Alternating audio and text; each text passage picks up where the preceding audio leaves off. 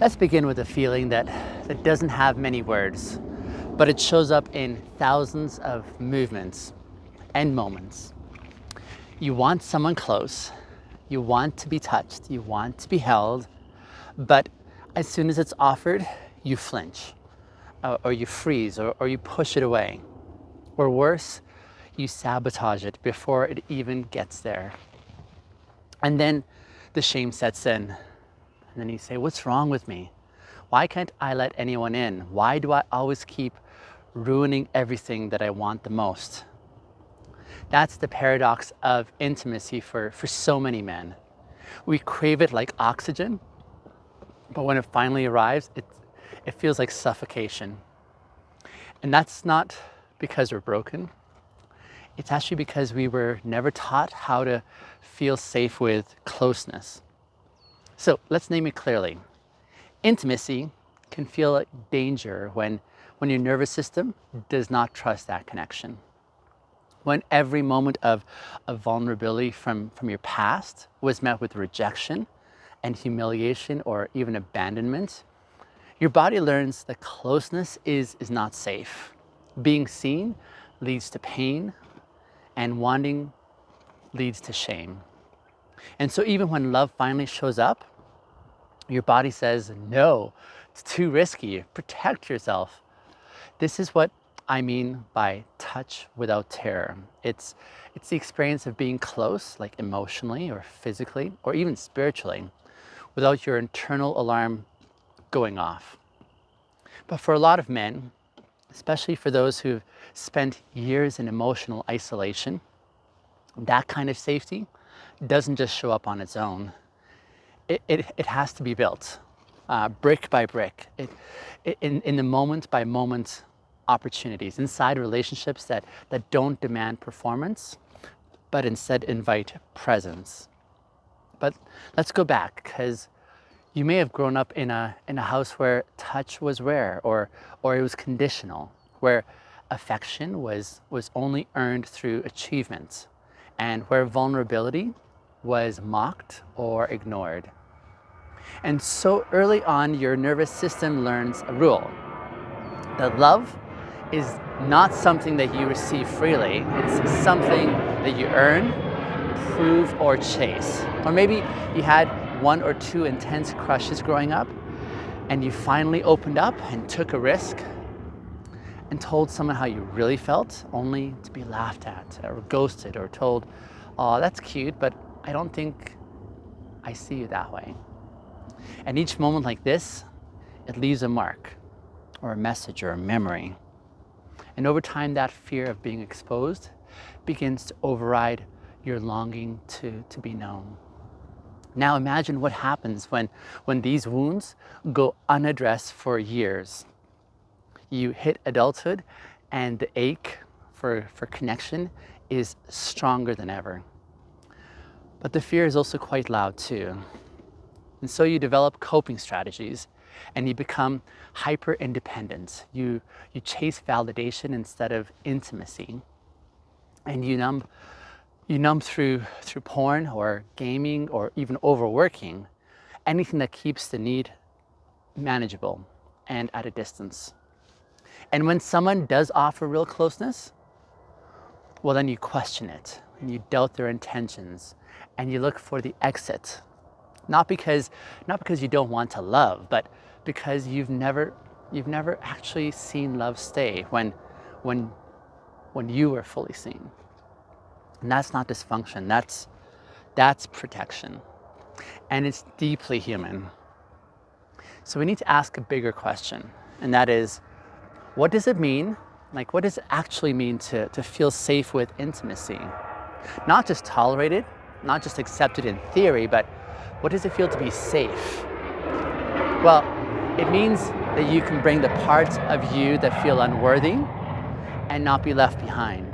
It means that you can feel the tremble in your chest and still say, could you hold me? It means that you stop pretending to be fine and you start trusting that love can handle your messiness. And for many men, that's never been modeled. We've been taught to touch with caution or to love with walls. to receive affection like it's a trick being played on you. But it's not a trick. It's a skill, and it can be relearned. And that's what today's episode, this one here, is here to offer. It's not here to offer a critique, not a cure, but a gentle invitation back to yourself, to explore what intimacy could feel like without the terror. So let's look deeper at why the fear of intimacy forms, especially for men. See, from an early age, boys are taught to be strong. But strength in most cultural settings doesn't mean like a grounded kind of a presence. It's emotional restriction for the most part. Don't cry, they say. Don't get too close. And if you do feel something, you'd better hide it because it's dangerous to express. This isn't just toxic masculinity, especially as a buzzword. It's emotional training, and it's very effective because by the time a man reaches his 20s, he's often so emotionally detached that he doesn't even recognize his own need for closeness anymore. Until one day, it hits him really hard. It usually hits him through heartbreak or loneliness or the sudden realization that the years have gone by without him being truly seen. And in that moment, he doesn't just ache for touch. He actually panics because his body remembers what happens when he gets close. The teasing, the withdrawal, that you're too much, or just be a man. The subtle recoiling when he opened up and was met with awkwardness or silence. And so he shrinks, he jokes, he distracts, he disappears again. Now, imagine this fear operating quietly in a man's life for years. He dates, but keeps it surface level. He flirts only when he's slightly detached. He has sex maybe, but rarely experiences intimacy. And when someone gets emotionally close, he panics. He panics because somewhere deep inside, there's a little boy who never got to believe that closeness was safe. And here's the kicker. The fear doesn't always look like fear. Sometimes it looks like being busy. Sometimes it looks like overanalyzing, like the other person. And sometimes it just looks like ghosting. Sometimes it looks like saying, I just need space. But underneath it all, it's the same trembling question. If I let them see me, are they going to stay? Now, let's be clear. Fear of intimacy isn't just about relationships. It shows up everywhere. It shows up in friendships, in conversations with family, in work dynamics, especially where you avoid feedback or collaboration because the vulnerability feels too raw. It shows up in a fear of intimacy, and this is kind of like a relational allergy. And until it's named, it can sabotage every form of closeness that you actually are craving. And here's the hope. The hope is it can be healed. Not overnight or not through a checklist, but through repeated small experiences of safety. Now, what does this healing look like? Or what could it look like? It often starts internally. Before you can let someone see you, you have to let yourself see you. You have to stop chasing, especially hiding from your emotions. You have to stop laughing at your pain or stop pretending that you don't need what every human being needs, and that's to be known or to be held or to be loved. So much of intimacy and the fear of it is rooted in shame or the belief that your needs disqualify you. But it's really the opposite. You see, your need is the proof that you're human and that you're alive, proof that you haven't given up yet. It's like proof that under all of those walls that you've erected, your heart is still trying. And that's sacred. Once you begin the work of self-honesty, The next step is terrifying, but it's vital. It's letting someone else in. Not all at once, and not recklessly, but intentionally. And maybe it's a therapist who helps. Maybe it's a friend who's earned your trust. Maybe it's a partner who doesn't ask for perfection, but just asks for your being present with her. But test the waters and then share something real. You feel the fear rising up, but stay. Let them see you. Not the version of you that's always been performing, but the one that's still trying to figure it out. And when they don't run, when they don't flinch, when they don't pull away, but lean in instead, something begins to rewrite itself internally. And that's your nervous system getting a new message that says, maybe I can be known and feel safe at the same time. This is where the healing starts, not in the epic moments, but in these micro encounters of what safety can look like over and over and over again. But now let's talk a little bit about physical touch, not in the sexual sense, but in the simplest and most human sense. It could be a hand on your shoulder, or it could be a hug that lingers, a brush of a hand that says, I see you. For many men, these gestures feel very foreign and unfamiliar, or even threatening, unnerving. And it's not because we don't want them, but it's because we don't know what to do with these expressions. We don't know how to receive without interpreting. And we don't know how to relax without scanning for danger. Because again, touch has a history, doesn't it? Maybe the only time that you were touched when you were growing up was when you were being disciplined. Maybe affection was used as manipulation, or maybe the only time you felt physical closeness was when someone wanted something from you. And so your body learned that touch equals obligation, or touch equals threat, or touch is actually really kind of confusing. And now even when someone reaches out with care, your reflex is still to pull away. And this is why the healing, as far as a process, must involve relearning touch in a safe context. Sometimes that starts with yourself. Yes, your own body needs to know that you're safe. And that might mean slowing down when you eat so that your system registers nourishment.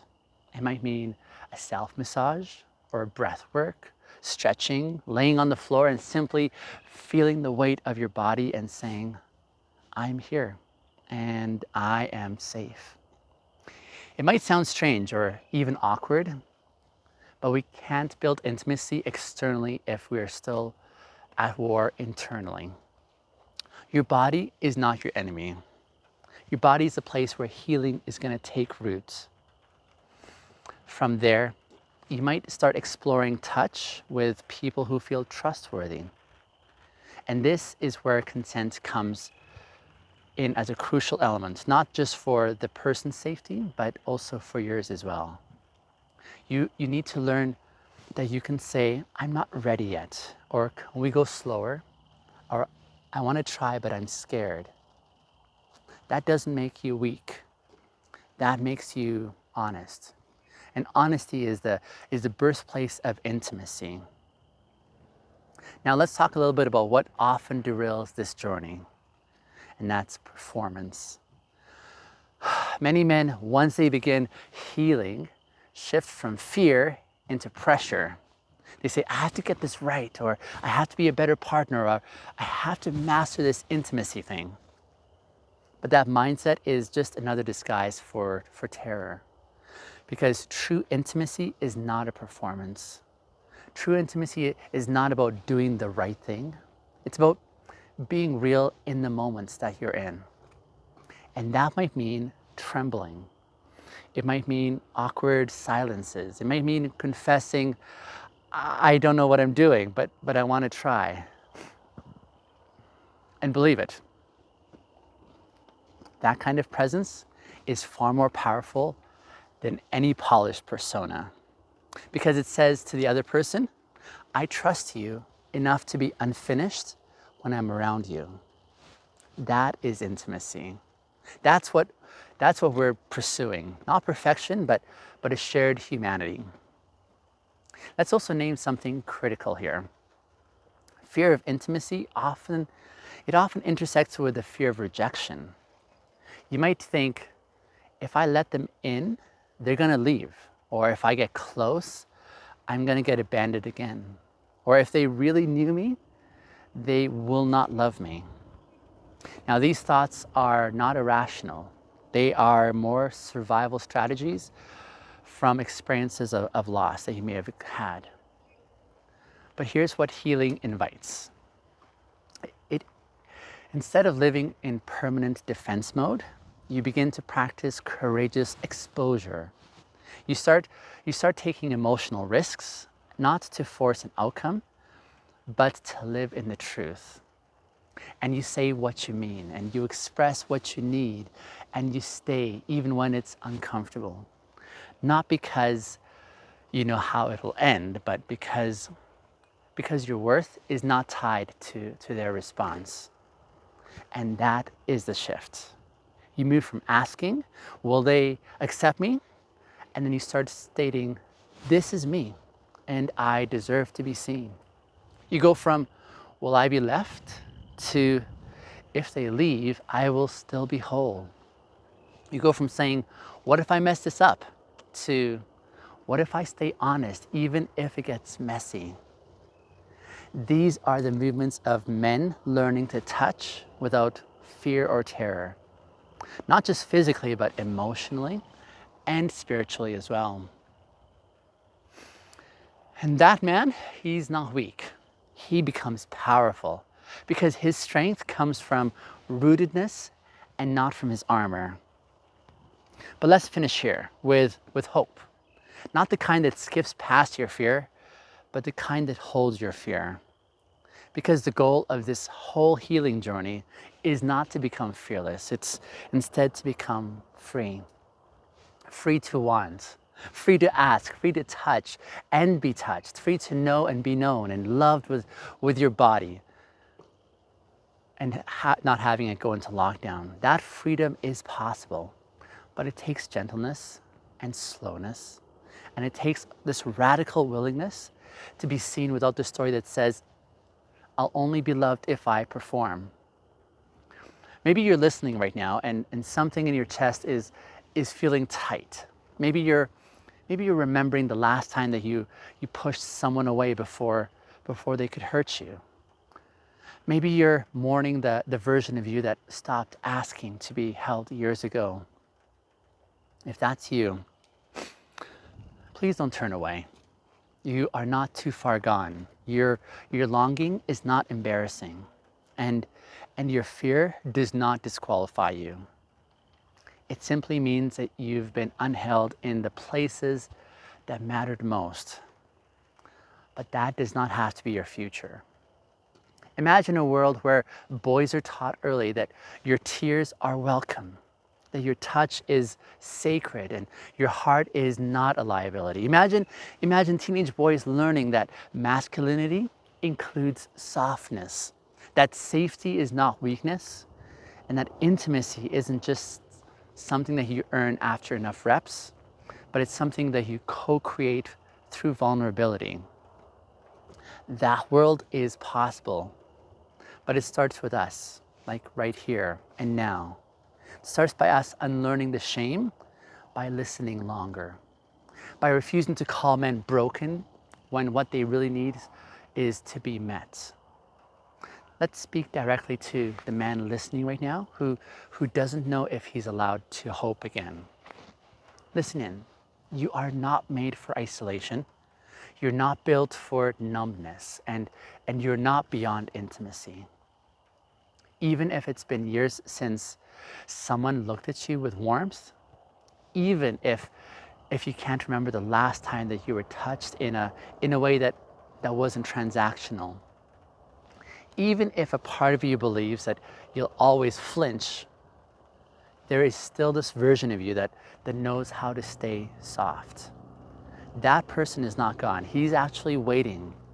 And every time you tell the truth about your fear or about your longing, about your pain, you're getting closer to him.